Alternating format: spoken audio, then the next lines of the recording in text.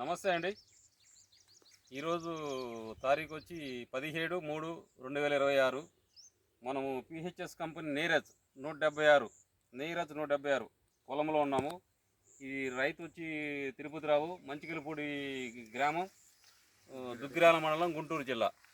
ఇది PHS company వారిది నీరజ్ 176. ఇది ఇప్పుడు 12 కోతలు అయిందండి. 12 కోతలు అయింది. కాయ తెగడం కానీ మార్కెట్ రేటు కానీ చాలా బాగుంది. ఇది రైతు కూడా చాలా హ్యాపీగా ఫీల్ అవుతున్నాడు. బాగుంది సార్ వెరైటీ, పక్కన వేరే రకాలు కూడా వేసాం మేము, వాటితో పోల్చుకుంటే ఇది చాలా బాగుంది అంటున్నాడు. చూడండి, ఇది నీరజ్ 176 పిహెచ్ఎస్ కంపెనీ వారిది.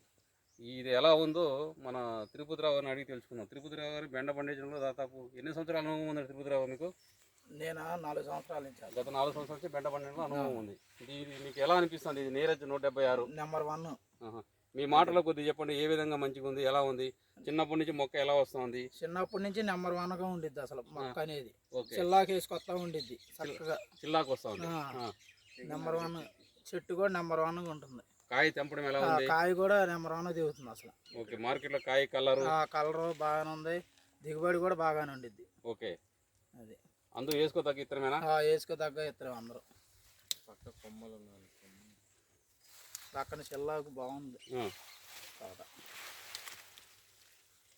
పక్కన మీరు వేరే రకాలు వేశారు కదా, దాంతో పోల్చుకుంటే ఇది ఎలా అనిపిస్తుంది మీకు? నెంబర్ 1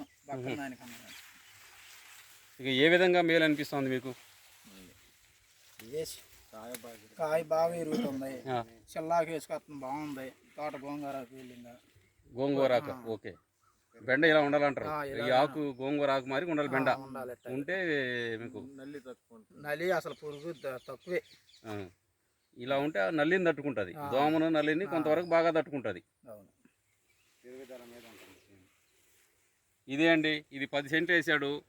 ఇప్పుడు 10 సెంట్లకు కోతకు 30 కిలోలు వస్తుంది. మార్కెట్లో ధర ఎలా ఉందండి? ధర 200 రూపాయలు. ధర 200 రూపాయలు, 10 కిలోలు 200, అంటే 20 రూపాయలు ధర పలుకుతుంది.